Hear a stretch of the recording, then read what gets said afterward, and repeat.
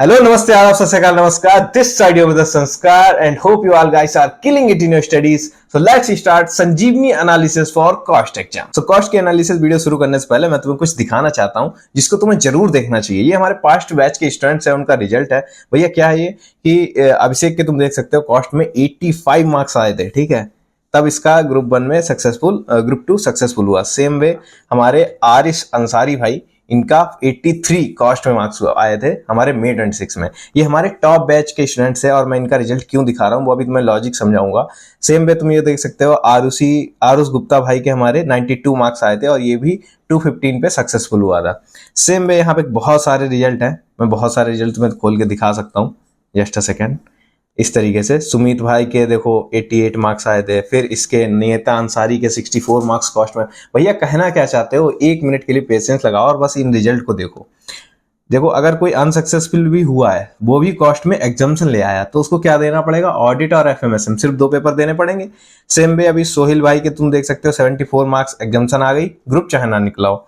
Same way तुम्हारा baby करके जो हमारी स्टूडेंट थी उसके 79 मार्क्स और ग्रुप 2 सक्सेसफुल. सेम हमारा आदित्य शर्मा भाई 94 मार्क्स कॉस्ट में. सो ये सब रिजल्ट दिखा करके भैया कहना क्या चाहते थे, भैया सिर्फ इतना कहना चाहते थे कि अगर तुम्हें कॉस्ट में प्लस 80 मार्क्स लाने हैं तभी तुम्हारा ग्रुप 2 क्लियर हो पाएगा. और कॉस्ट में प्लस 80 मार्क्स कैसे आएंगे, उसके लिए हम लोग लेके आए हैं संजीवनी एनालिसिस, जिसमें हम लोग करेंगे तुम्हारा syllabus breakdown, most important topics and questions पे बात करेंगे, एमसीक्यू का फुल ब्रेकडाउन करेंगे और एंड में एक वीडियो में सरप्राइज एलिमेंट भी रहेगा. सो इस तरीके से एक सिलेबस ब्रेकडाउन की ये पीडीएफ रहने वाली है. तो यहाँ स्लाइड्स लो करके दिखाता हूँ. ये मेन इंपॉर्टेंट टॉपिक्स होने वाले हैं तुम्हारे. और इसके अलावा एक एमसीक्यू कहां से कॉस्टिंग के बन रहे हैं, मैं वो भी इस बार के लिए लेके आया हूं, जो कि मुझे नहीं लगता अभी यूट्यूब पे कोई किसी ने बताया होगा. सो भैया चलिए बात कर लेते हैं बिना किसी टाइम वेस्ट के कि क्या कॉस्ट में मोस्ट इंपॉर्टेंट टॉपिक्स है सितंबर 26 के लिए, किस तरीके से सिलेबस का ब्रेकडाउन होना है. तो मेरे भाई, हम लोग कोई ABC एनालिसिस नहीं लाते हैं, ये कोई एनालिसिस नहीं होता है. हम तुम्हें बंच बना करके देंगे, फर्स्ट बंच, सेकंड बंच, और इस तरीके से ये बंच में तुम्हें प्रैक्टिस करनी है. दिस इज योर सिलेबस का रिवीजन सीक्वेंस कि किस सीक्वेंस में तुम्हें रिवीजन करना चाहिए. सो मेरे भाई इसको स्टार्ट करते हैं. मोस्ट प्रोडक्टिव वे क्या रहेगा, किस तरीके से अप्रोच करना है, किस तरीके से तुम्हें सिलेबस को रिवाइज करना चाहिए. तो सबसे पहले तो मैं तुम्हें बता दूं 10 मार्क्स में और जो सबसे इजी चैप्टर्स हैं वो पहले करने हैं. कौन से भैया, मार्जिनल कॉस्टिंग. और ये मैं एक बात और बता दूं कि ये जितने भी चैप्टर हैं ये इंडिपेंडेंट हैं, आपस में कोई रिलेटेड नहीं है. तुम ये इन चैप्टर्स पे तुम डायरेक्टली स्टार्टिंग कर सकते हो. तो सबसे पहले तुम्हें करना चाहिए marginal costing, then standard costing, then service costing. Service costing सबसे इजी है, इसमें तुम आईसीआई इलस्ट्रेशंस कर लेना. जिन्होंने हमारा बैच ले रखा है सिर्फ संजीवनी क्वेश्चंस कर लेना. मार्जिनल और स्टैंडर्ड में तुम लोगों को मेन फॉर्मूलाज पे फोकस करना है. कॉस्ट शीट की प्रैक्टिस 4 से 5 बार लगा लेना कि कौन से फॉर्मेट में चलता है, क्या सीक्वेंस रहता है, किस चीज के बाद क्या आता है. 4 से 5 बार अगर तुम लोग कॉस्ट शीट लिख करके प्रैक्टिस करोगे then I can guarantee you कि तुम प्रेजेंटेशन भी बहुत अच्छी करने वाले हो और साथ ही तुम्हारा पेपर में ये कॉस्ट शीट का क्वेश्चन भी फुल मार्क्स में अटेम्प्ट हो जाएगा. इसके बाद तुम्हें क्या करना है भैया, बजट कॉस्टिंग कर लेना और प्रोसेस कॉस्टिंग 10 मार्क्स के. इसमें से डायरेक्ट क्वेश्चंस आते हैं. डायरेक्ट क्वेश्चन समझते हो, जो तुम्हारे क्वेश्चंस है ना उसमें कोई ये लोग फेरबदल नहीं करते हैं, कोई चैट जीपीटी का यूज नहीं करते हैं. तुम लोग खुद समझो ना, बजट के कॉस्टिंग में फिक्स्ड बजट, फ्लेक्सिबल बजट या कैश बजट से ये लोग क्वेश्चन पूछेंगे एंड वो डायरेक्टली तुम कर भी सकते हो. प्रोसेस कॉस्टिंग से प्रोसेस अकाउंट बनवाएंगे और वो आराम से हो जाएंगे. बात करें हम लोग joint and by product 10 marks के, इससे कॉम्प्लेक्स क्वेश्चंस आ सकते हैं. सो ये सबसे लास्ट में रखना. ये तुम्हारे फर्स्ट बंच के लिए मैंने बता दिए जो चैप्टर्स मेन चैप्टर्स हैं. इसमें क्या तुम्हारा जॉइंट एंड बाय प्रोडक्ट हो गया भैया, एबीसी कॉस्टिंग हो गया, और उसके अलावा लास्ट में तुम्हारा चैप्टर 1 एंड 2 की थ्योरी हो गई. भैया थ्योरी के कॉस्ट के क्वेश्चन हम लोग छोड़ के जा सकते हैं? बिल्कुल नहीं मेरे भाई, बिकॉज इसका जो लास्ट का क्वेश्चन नंबर 6 होता है वो फुल कॉस्टिंग थ्योरी पे अवेलेबल होता है. और अगर कोई क्वेश्चन ऐसा आया जो तुमसे नहीं आता है या आईसीआई ने कोई क्वेश्चन कॉम्प्लेक्स बना दिया, जैसे भैया जैसे तुम्हारा जैन 26 में एफएम के एग्जाम में इन लोगों ने सीए फाइनलिस्ट का क्वेश्चन डाल दिया था, उसी तरीके से ये लोग तुम्हारा इसमें कॉस्टिंग में भी कोई क्वेश्चन कॉम्प्लेक्स कर सकते हैं, तब तुम अपने थ्योरी का यूज कर सकते हो. कॉस्टिंग के लिए मैं तुम्हें एक बता दूं बात जो कि बहुत इंपॉर्टेंट है. क्या है भैया, practice as much as you can, because जितनी तुम प्रैक्टिस करोगे उतना ही तुम्हारा कॉन्फिडेंस और पासिंग के परसेंटेज बढ़ते चले जाएंगे. सो ये बात याद में रखना. ठीक है, बात करते हैं सेकंड बेंच में भैया हमें कौन से चैप्टर रिवाइज करने चाहिए. सेकंड बेंच में तुम्हें स्टार्टिंग के तीनों चैप्टर रिवाइज कर लो, मटेरियल, लेबर एंड ओवरहेड. ये 20 to 25 मार्क्स में आएंगे और ये सबसे ज्यादा मैं बोलूंगा इजी चैप्टर्स में से होते हैं. ये चैप्टर्स बच्चा सबसे पहले लेक्चर देख रहा होता है, सबसे पहले करे होते हैं, तो हो सकता है वो चैप्टर भूल गया हो. लेकिन मेरे भाई अगर तुम इन चैप्टर्स को 5 से 6 बार लिख करके प्रैक्टिस करोगे, इसमें गारंटीड तुम्हें फुल मार्क्स मिलेंगे और एग्जामिनर यहां पर तुम्हारे कोई मार्क्स नहीं काटेगा। ठीक है, बात करते हैं हमारे थर्ड बंच की तरफ। तो भैया क्या थर्ड बंच मतलब हमें उसमें प्रैक्टिस करना चाहिए? तो सबसे पहले तो इसमें 2 चैप्टर आ गए तुम्हारे, unit at batch costing and cost accounting system. इसके अलावा मैं तुम्हें एक बात बता दूं कि कोई भी चैप्टर अगर तुम छोड़ के जाने का प्लान कर रहे हो, तो ये जो हमारे इंपॉर्टेंट क्वेश्चंस दिए गए हैं हर चैप्टर से, तो तुम सिर्फ और सिर्फ ये क्वेश्चंस को फॉलो अप कर लेना। बाकी चाहे तुम क्वेश्चन नहीं भी लगाओगे, that will be pretty much enough. बात करते हैं कि भैया रिवीजन करते टाइम क्या सीक्वेंस रखना है, हमें किस तरीके से रिवीजन को फॉलो अप लेना है। तो सबसे पहले तो मैं तुम्हें बता दूं, ये बात बिल्कुल ध्यान करके सुन लेना, स्किप मत करना बिल्कुल भी, कि क्या सीक्वेंस होना चाहिए रिवीजन का तुम्हारे। रिवीजन के सीक्वेंस में सबसे पहले तुम रिवीजन लेक्चर देखोगे, और वो भी मुझे प्रॉमिस करो कि 1.25x से ज्यादा का मत देखना। मेरी रिकमेंडेशन क्या रहेगी कॉस्ट के लिए? मेरी रिकमेंडेशन रहेगी नमित अरोड़ा सर या तुम्हारे नितिन गुरु सर, बिकॉज मैंने भी इनसे ही पढ़ा था। तो इन दोनों में से किसी एक टीचर का देख लेना, या तो तुम किसी भी टीचर को अपने फॉलो कर रहे हो तो उससे ही पढ़ के चलना। इसके अलावा फॉर्मूलाज को मगअप कर लेना, बिकॉज अगर तुम्हारा आंसर गलत भी है बट फॉर्मूला अगर सही लिखा है तो तुम्हारे स्टेप मार्किंग से तुम्हें कुछ ना कुछ नंबर मिल ही जाएंगे। एंड यू ऑल्सो नो कि 1-2 मार्क्स भी बहुत मैटर करते हैं, जिसके 38-39 आ रहे होते हैं। बात करते हैं कि भैया संजीवनी क्वेश्चंस अगर हमने इनरोल कर रखा है तो क्या करना है, उसको राइटिंग प्रैक्टिस में लेना 2 से 3 बार कम से कम। जिनको नहीं पता है उनको मैं बता दूं कि संजीवनी क्वेश्चंस हमारे आरटीपी, एमटीपी एंड पीवाईक्यूज के मोस्ट सिलेक्टेड क्वेश्चंस होते हैं। These are the LDR question, जिनसे हर बार के लिए 60 to 70 मार्क्स का पेपर जरूर मैच होता है। सो कॉस्टिंग में तो तुम्हारे भैया की कमांड है मेरे भाई। कॉस्टिंग में तो ऐसा है कि कॉस्टिंग में तो +80 मार्क्स का पेपर हमारे संजीवनी क्वेश्चन से मैच होता है, because it's my strength subject. तो इसमें मैं तुम्हें बताऊंगा कि सिर्फ और सिर्फ अगर तुम संजीवनी क्वेश्चंस भी करोगे और कुछ भी नहीं कर रहे हो, तो भी तुम 60+ श्योरिटी पे बैठे हुए हो। पेपर कैसा भी हार्ड आए, इजी आए, मॉडरेट आए, हमारे क्वेश्चंस अगर तुम लोग कर रहे हो, I can literally give you absolute assurance. अगर ऑडिट के वर्ड को इसे तुमने सुना है तो रीजनेबल नहीं मेरे भाई, एब्सोल्यूट एश्योरेंस एंड फुल डंके की चोट पे मैं तुमसे कहता हूं 1000% तुम पास हो जाओगे, कि अगर यही क्वेश्चंस फॉलो अप कर लिए। फुल फ्लैश्ड मॉक टेस्ट भी एक जरूर लगाना to maintain your time, and एक तरीके से तुम किस तरीके से पेपर में टाइम को मैनेज करोगे एंड किस तरीके से क्वेश्चंस को अटेम्प्ट करोगे। बात कर लेते हैं भैया अब इंपॉर्टेंट क्वेश्चंस की। मेन बात हमारी आ गई है कि क्या संजीवनी क्वेश्चंस हैं इस बार के लिए। स्टार्टिंग करते हैं हमारे उसी सीक्वेंस में जिस सीक्वेंस में मैंने तुम्हें बताया था चैप्टर। तो सबसे पहले आता है हमारा marginal costing, and marginal costing में सिर्फ 3 क्वेश्चन बहुत इंपॉर्टेंट है। ब्रेक इवन पॉइंट में contribution per unit, cost per unit, profit पर यूनिट, ये वाले एक जो क्वेश्चन है आईसीआई इलस्ट्रेशन नंबर 6 और 7, इसको बहुत अच्छे से प्रैक्टिस कर लेना। बाद में इसका एक लिमिटिंग फैक्टर वाला क्वेश्चन आता है, वो अच्छे से लगा लेना। एंड लास्टली जो मुझे लगता है इस बार के लिए आ सकता है, वाइल्ड गैस मेरे हिसाब से क्या रहेगा कि मार्जिनल वर्सेस एब्सॉर्प्शन पे एक तुम्हारा आईसीआई का क्वेश्चन पड़ा होगा बैक इलस्ट्रेशंस का, वो कर लेना। बात करते हैं अगर हम लोग स्टैंडर्ड कॉस्टिंग की, तो स्टैंडर्ड कॉस्टिंग में मैं तुम्हें सजेस्ट करूंगा, प्रणब पोपट सर करके एक सर हैं, उनका एक वीडियो पड़ा होगा फॉर्मूला रिवीजन का। सो उनका एक फॉर्मूला रिवीजन का वीडियो देख लेना, तो स्टैंडर्ड कॉस्टिंग के तुम्हें सारे फॉर्मूला याद हो जाएंगे। और स्टैंडर्ड कॉस्टिंग ही नहीं, कॉस्टिंग के जितने भी फॉर्मूलास हैं उनके लिए मैं तुम्हें एक ही टिप दूंगा कि अगर तुम रेपिटेटिव रिवीजन करोगे, 4 से 5 बार सारे फॉर्मूलास को लिख करके देखोगे, तुम्हें सारे फॉर्मूलास याद हो जाएंगे मेरे भाई। ठीक है, तुम इसके लिए क्या कर सकते हो, एक तुम अपना कॉस्ट सीट बना लेना, कॉस्ट की सीट बनाना। और कॉस्ट की सीट, चैप्टर का कॉस्ट सीट नहीं, इस चैप्टर की कॉस्ट में सीट में क्या करोगे, तुम सारे फॉर्मूलास को लिख लेना।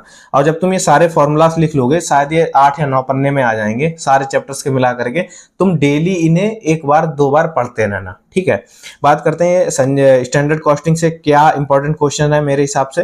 तो मटेरियल एंड लेबर वेरिएंस पे एक क्वेश्चन आ सकता है मिक्स का, सितंबर 24 या 25 में जो पीवाईक्यू में क्वेश्चन आया था, सेम वैसा क्वेश्चन आ सकता है, वो प्रैक्टिस कर लेना। या मिसिंग फिगर पे एक कॉम्प्लेक्स क्वेश्चन ये लोग पूछ सकते हैं। इसके अलावा स्टैंडर्ड के अगर तुम फॉर्मूलास याद करके जा रहे हो, then it will be pretty much enough कि तुम सारे क्वेश्चंस उसके अटेम्प्ट कर पाओ, बिकॉज इसके जितने भी क्वेश्चंस होते हैं वो क्लैरिकल होते हैं। अगर तुम्हें कैलकुलेटर चलाना आता है, फॉर्मूला याद है, तो तुम इजिली इसको अटेम्प्ट कर लोगे। स्टैंडर्ड कॉस्टिंग से आईसीआई घुमा करके क्वेश्चन नहीं डाल सकती है। बात करेंगे सर्विस कॉस्टिंग से, तो सर्विस कॉस्टिंग में बहुत सारी सर्विसेज है भैया, और किसी भी सर्विस से क्वेश्चन आ सकता है, बट उनका एक फॉर्मेट जो है वो चेंज नहीं होता है हर बार के लिए। मैं जो तुम्हें इंपॉर्टेंट बता रहा हूँ वो सिर्फ तुम्हें 5 सर्विसेज बता रहा हूँ, ये 5 सर्विसेज करके जाना। Hotel, toll tax, hospital, school bus और रिप्लेसमेंट ऑफ प्रोडक्ट वाला, ये 5 क्वेश्चन अगर सर्विस कॉस्टिंग से करते हो, I can literally assure you कि हाँ, सर्विस कॉस्टिंग तुम्हारे साइड से इनफली प्रिपेयर हो गया है। एंड इसके अलावा अगर कॉस्ट सीट की बात करें, तो कॉस्ट शीट में मैं तुम्हें सिर्फ 3 क्वेश्चन बताऊंगा। सबसे पहला मिसिंग फिगर के लिए, मिसिंग फिगर में भी आईसीआई इलस्ट्रेशन का वो वाला क्वेश्चन जिसमें वो लोग रॉ मटेरियल की कैलकुलेशन पूछते हैं। रिवर्स कैलकुलेशन होती है भैया, purchase of raw material, WIP, इन सबको करते हुए रिवर्स से कैलकुलेट करते हुए तुम रॉ मटेरियल पे पहुंचते हो। तो ये वाला क्वेश्चन कॉस्ट शीट में कर लेना।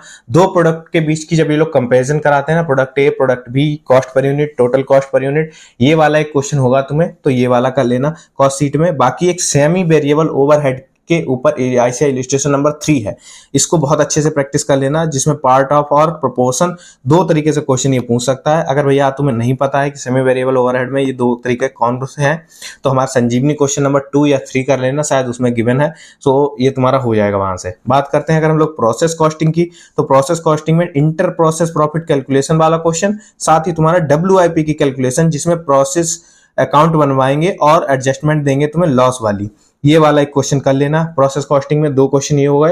एंड लास्टली फीफो या वेटेड एवरेज की कैलकुलेशन वाला एक क्वेश्चन होगा, वो निपटा लेना, that will be pretty much enough. बात करें अगर हम लोग जॉइंट एंड बाय प्रोडक्ट की, जो बहुत ही लोग छोड़ के जाते हैं, तो मैं इस बार के लिए बोल देता हूं कि जॉइंट एंड बाय प्रोडक्ट बहुत कम इंपॉर्टेंट है। अगर आया तो 4 मार्क्स का एक नॉर्मल क्वेश्चन आ सकता है, बट मेरे को नहीं लगता है कि आएगा, और अगर आता भी है तो ये 2 क्वेश्चन करके चले जाना। अगर छोड़ के जा रहे हो तो कौन से, एक तो कॉस्ट एलोकेशन वाला क्वेश्चन एनआरबी से किस तरीके से करेंगे, एंड साथ ही तुम्हारा रिवर्स कैलकुलेशन वाला क्वेश्चन संजीवनी क्वेश्चन नंबर 4, ये 2 क्वेश्चन कर लोगे, that will be pretty much enough.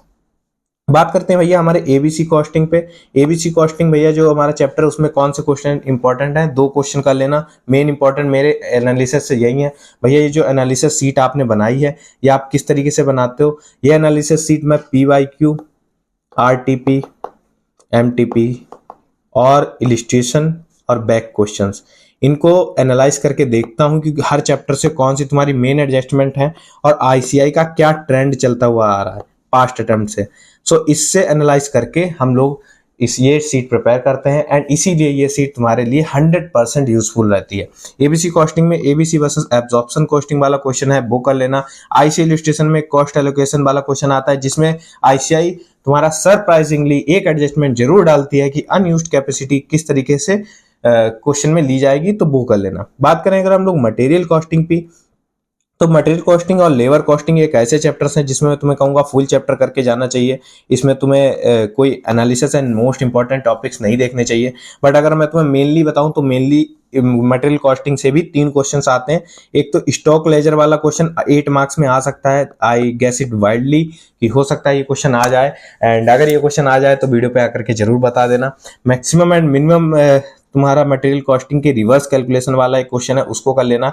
EOQ calculation और साथ में टोटल कॉस्ट की कैलकुलेशन कैसे होती है, इसके ऊपर एक आईसीआई का बैक इलस्ट्रेशन दे रखा होगा, उसको कंप्लीट कर लेना, एंड मटेरियल कॉस्टिंग यहाँ पे तुम्हारा खत्म हो जाता है। तो लेबर कॉस्टिंग में तुम्हें ओवर टाइम वाला एक क्वेश्चन करना चाहिए, जिसमें बोनस कैलकुलेशन की एडजस्टमेंट बहुत इंपॉर्टेंट है। साथ ही हासले एंड रोबन, जिसमें भी रिवर्स कैलकुलेशन फॉर्मूला रट के चले जाना, आएगा ही आएगा।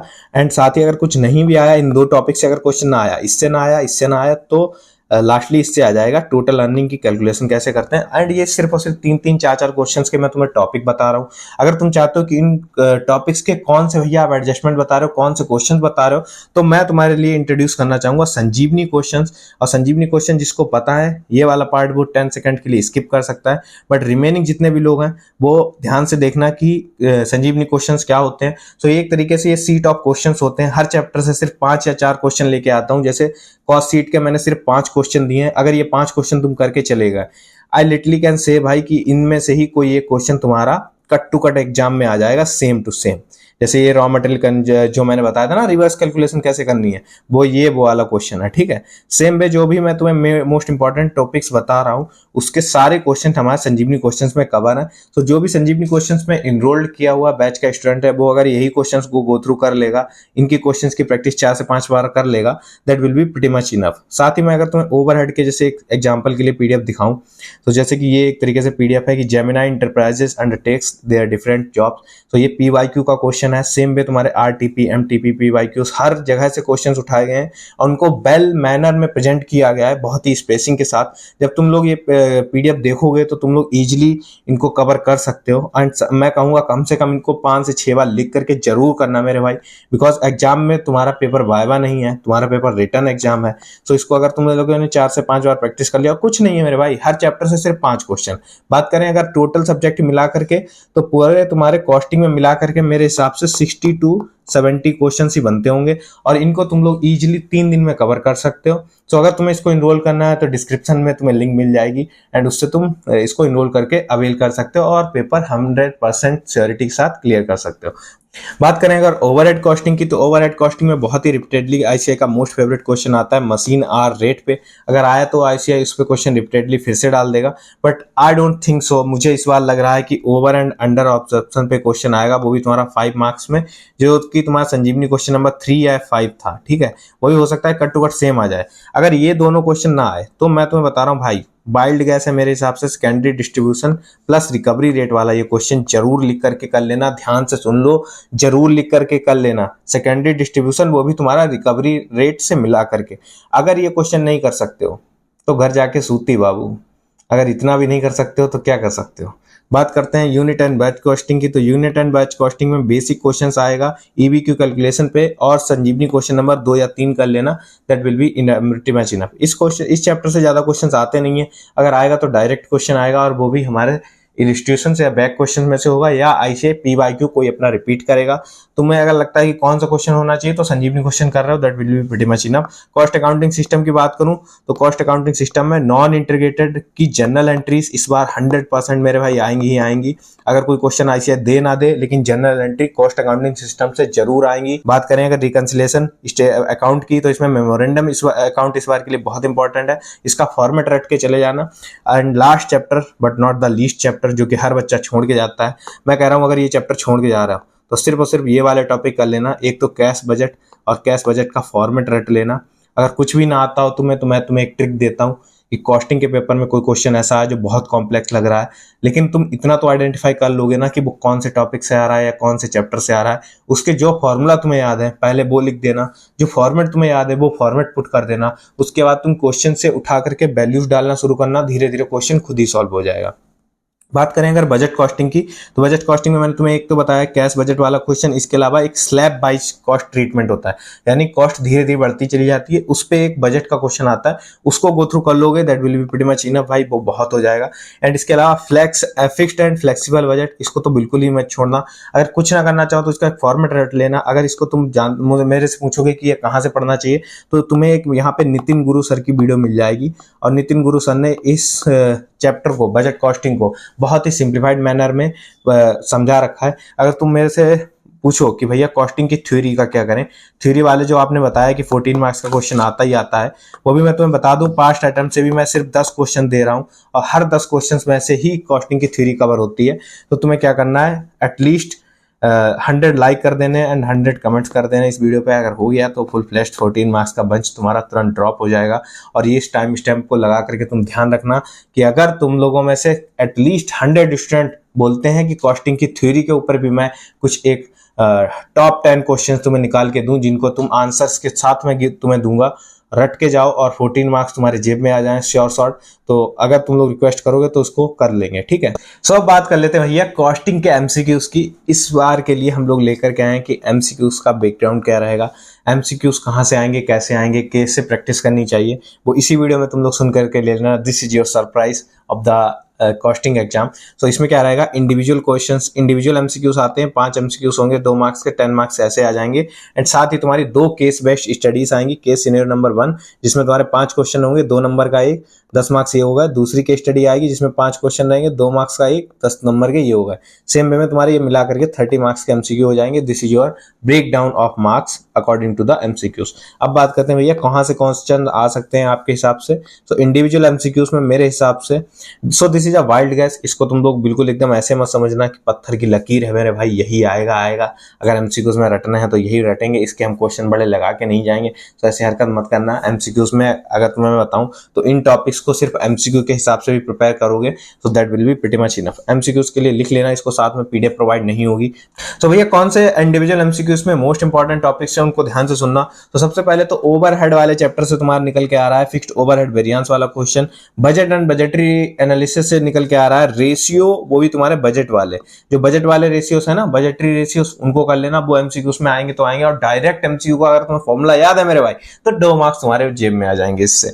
रेशियो एनालिसिस में तुम्हें बताना चाहूँ, सॉरी रेशियो एनालिसिस नहीं, लेबर कॉस्टिंग। लेबर कॉस्टिंग से जो तुम्हारे लेबर वाले रेशियोस है ना तुम्हारे, वो वाले रेशियोस रख लेना। जो कि तुम्हारे शायद प्रमोशन रेशियोस थे तो तुम्हारा लेबर टर्नओवर रेशियो है, वो वाले कर लेना, that will be pretty much enough. इसके अलावा बैच साइज के कैलकुलेशन पे क्वेश्चन आईसीआई इलिस्ट्रेशन दे रखा होगा, उसको कर लेना। सप्लीमेंट्री रेट, तुम्हारा मशीनरी आर रेट और सप्लीमेंट्री रेट, ये दोनों रेट बहुत इंपॉर्टेंट है, इनको देख लेना। अंडर ओवर एब्सॉर्प्शन के ऊपर जो क्वेश्चन दे रखे हैं। इसके अलावा मैं अगर रेशियो वाले चैप्टर से तुम्हें बताऊं तो रेशियो वाले चैप्टर से रॉ मटेरियल टर्नओवर रेशियो, और उसमें भी ये लोग अगर कैलकुलेशन करवाएंगे तो दूसरा एमसीक्यू एक साथ में केस बेस्ड बना सकते हैं, जैसे मैंने आरटीपी में देखा था, आरटीपी में 25 में।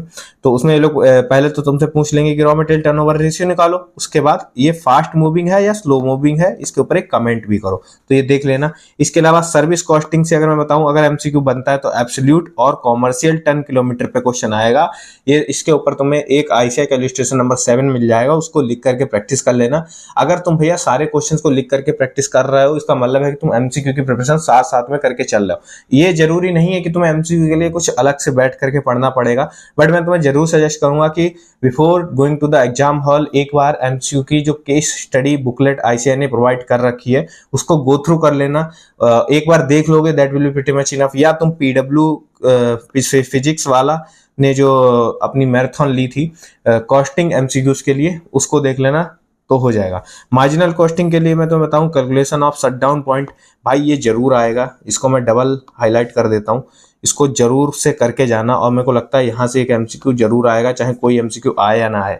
बात करूं अगर केस बेस्ड एमसीक्यूज की, जहां पर आईसीआई एआई का यूज करेगी। और एक बात मैं तुम्हें बता दूं, एमसीक्यूज में अगर तुम 24 to 26 मार्क्स अपने लेकर के आ जाते हो, इसका मतलब है कि तुम 60 to 80 मार्क्स बना लोगे आराम से। बट मेन गेम तुम्हारा एमसीक्यूज होता है। बहुत सारे बच्चे एमसीक्यूज तुम्हें तुक्के लगा देते हैं, टाइम नहीं बचता है, तो फिर तुम लोगों में से ही बहुत लोग होते हैं जो एमसीक्यूज तुम्हारे कैलकुलेटर का आंसर अगर मैच नहीं भी होता है तो उससे मिलता जुलता कोई एमसीक्यू का और टॉपिक लगाएंगे और उनको लगेगा अगर सही हो गया तुक्के में तो 2 मार्क्स मिल जाएंगे। लेकिन मेरे भाई सही होने के चांसेस 25% होते हैं। 4 एमसीक्यूज में अगर तुमने तुक्का लगाया तो हो सकता है तुम्हारा 75% चांसेस हैं कि वो गलत हो जाए, तो तुक्का बिल्कुल भी मत लगाना है। एमसीक्यू की अगर तुम मेरे से जानना चाहते हो ट्रिक्स एंड क्या वैसे किस तरीके से एमसीक्यूज को टैकल करना चाहिए तो जरूर कमेंट कर देना। उसके लिए हम लोग बहुत ही ग्रैंड मास्टर वीडियो की प्लानिंग कर रहे हैं एंड वो तुम्हारे लिए बहुत हेल्पफुल होने वाली है, तो उसके लिए मेरे को बता देना। बात करते हैं केस बेस्ड एमसीक्यूज में, तो 3 चैप्टर आते हैं मेरे हिसाब से, मटेरियल, स्टैंडर्ड एंड मार्जिनल। भैया इन चैप्टर से आपको क्या लगता है कि कौन से टॉपिक से क्वेश्चन बनेगा? तो मटेरियल में एक तुम्हारे क्वांटिटेटिव लेवल्स, कौन से लेवल्स भैया? Reorder level, minimum level, maximum level, इन लेवल्स के जो आईसीआई इलस्ट्रेशन नंबर 2 और 3 हैं इनको देख लेना। एमसीक्यू डायरेक्ट यहीं से बन जाएगा, बस केस स्टडी में ये लोग थोड़ा घुमाएंगे, लैंग्वेज को घुमा करके डायरेक्ट क्वेश्चन पूछ लेंगे, सो इससे थोड़ा घबराना नहीं है। साथ ही रीऑर्डर क्वांटिटी की कैलकुलेशन वाला क्वेश्चन, उसका फॉर्मूला रट लेना। बाद में स्टैंडर्ड कॉस्टिंग की बात करें तो वेरिएंस, जो तुम्हारे जितने भी वेरिएंस हैं उसमें सबसे ज्यादा इंपॉर्टेंट कौन सा है एमसीक्यू पर्सपेक्टिव के लिए? मटेरियल वेरिएंस और लेबर वेरिएंस। स्टैंडर्ड कॉस्टिंग का मैंने तुम्हें बता दिया, नितिन गुरु सर की वीडियो जरूर देख लेना, मैंने पहले भी बोला था, बिकॉज अगर तुम उसको इतने से कंप्लीट कर लोगे और स्टैंडर्ड कॉस्टिंग के सारे फॉर्मूला बार बार रिवाइज करते रहोगे तो तुम्हें सारे क्वेश्चन वहां पे बन जाएंगे। मार्जिनल कॉस्टिंग में ब्रेक इवन पॉइंट का कैलकुलेशन और साथ ही लिमिटिंग फैक्टर। लिमिटिंग फैक्टर भैया क्या होता है? लिमिटिंग फैक्टर के क्वेश्चन मतलब कि cost per unit, profit per unit and contribution per unit and fixed cost per unit, इनके ऊपर जो आईसीआई के इलस्ट्रेशंस मार्जिनल कॉस्टिंग में दे रखे हैं, अगर तुम उतने क्वेश्चंस की बहुत अच्छी तरीके से प्रैक्टिस करते हो तो तुम्हारे एमसीक्यूज में 30 आउट ऑफ 30 गारंटीड आ सकते हैं। सो अगर तुमने ये सारी चीजों को ध्यान से सुना है, समझा है, तो मैं तुमसे बस एक ही बात कहूंगा कि राइटिंग प्रैक्टिस मेरे भाई जरूर करना। कॉस्टिंग का एग्जाम कोई थ्योरी एग्जाम नहीं है। एंड लास्टली मैं तुम्हें बता दूं, केस सिनेरियो जो कि मैंने तुम्हें बताया, केस स्टडी बुकलेट एमसीक्यू, उसके लिए वो भी जरूर लगा के जाना। और एक डेली हैबिट बना लेना कि कोई भी टाइम स्लॉट निकाल लो, जैसे 2 to 5 PM निकाल लिया।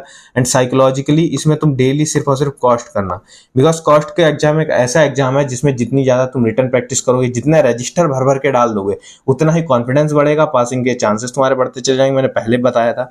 और जैसे कि एग्जाम पास में आ गए, भैया बहुत ही कम टाइम बचा है मेरे पास, मुझे नहीं लगता है कि मैं पास हो पाऊंगा, मुझे नहीं लगता है कि मैं बाकी लोगों से बेटर कर पाऊंगा, जैसे कि बहुत सारे बच्चे बहुत पहले से पढ़ रहे हैं, मेरे तो टारगेट्स भी नहीं हुए हैं, मेरा इतना सारा सिलेबस बचा हुआ है।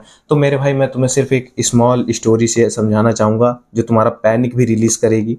क्या है भैया स्टोरी, कि जिस तरीके से अगर तुम मान लो यूपी से चेन्नई जाना चाहते हो, तो यूपी से चेन्नई जाने में तुम डायरेक्ट चेन्नई चेन्नई पहुंचने के बारे में मत सोचा करो। तुम अपना नेक्स्ट स्टॉप, जैसे बीच में जयपुर आया, हैदराबाद आया या अदर कोई स्टेट आया, तो अब अभी के लिए बस इतना सोचो कि मुझे जयपुर तक कैसे पहुंचना है।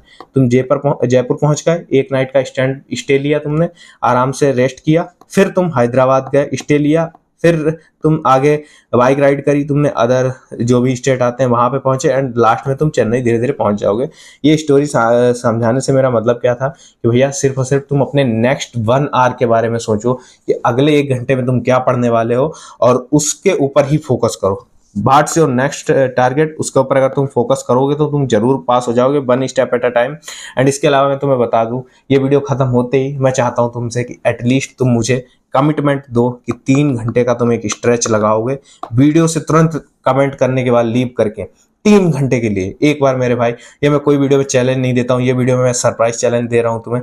अगर तुमने इस वीडियो को यहाँ तक सुना है और ये चैलेंज सुन पा रहे हो, तो वीडियो खत्म करके 3 घंटे का चैलेंज लेना, और 3 घंटे बाद इसी वीडियो पर आकर के कमेंट करना कि यस भैया मैंने 3 घंटे का चैलेंज लिया और 3 घंटे बैठ करके मैंने कोई भी सब्जेक्ट पढ़ा, and after 3 hours when you study this you will definitely get a motivation and एक कॉन्फिडेंस आएगा कि हाँ मैं भी कर सकता हूँ। आगे जो वीडियो तुम्हें चाहिए, जो भी हेल्प चाहिए मुझे बता देना, एंड तुम्हारे लिए मैं यही हूँ, बस अपना बेस्ट देते रहना, बिकॉज अगर बहुत मेहनत करते हो तो मेरे भाई हो जाता है। सो दिस साइड द संस्कार साइनिंग ऑफ, मिलते हैं नेक्स्ट वीडियो में।